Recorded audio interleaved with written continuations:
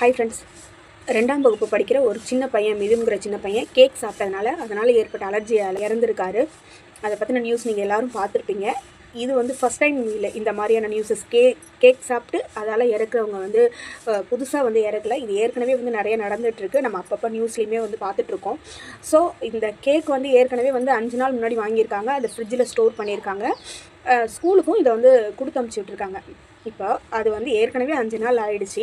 அப்போது காலையிலேயே ஒரு 8 மணி போல் வீட்டிலேருந்து பசங்க ஸ்கூல் கிளம்புறாங்க. 7 மணி 8 மணிக்கெலாம் கிளம்பிடுறாங்க பசங்க. 9 மணிக்கு ரீச் ஆகணும் அப்படிங்கிறதுக்காக.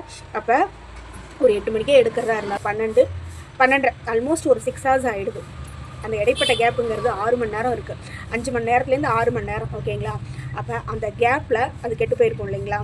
அப்போ கேக்குங்கிறது நம்ம வாங்கிட்டு வரோம்னா ஒரு 24 மணி நேரத்தில் சாப்பிட்றது தான் ஒரு ஹைஜீனிக்கான விஷயம். நம்மக்கிட்ட ஃப்ரிட்ஜ் இருக்குங்கிறதுக்காக அதில் எல்லாத்தையும் ஸ்டோர் பண்ணி கெட்டு போகாது அப்படின்னு சாப்பிட்றது அந்தளவு நமக்கு ஹைஜீனிக் கிடையாது.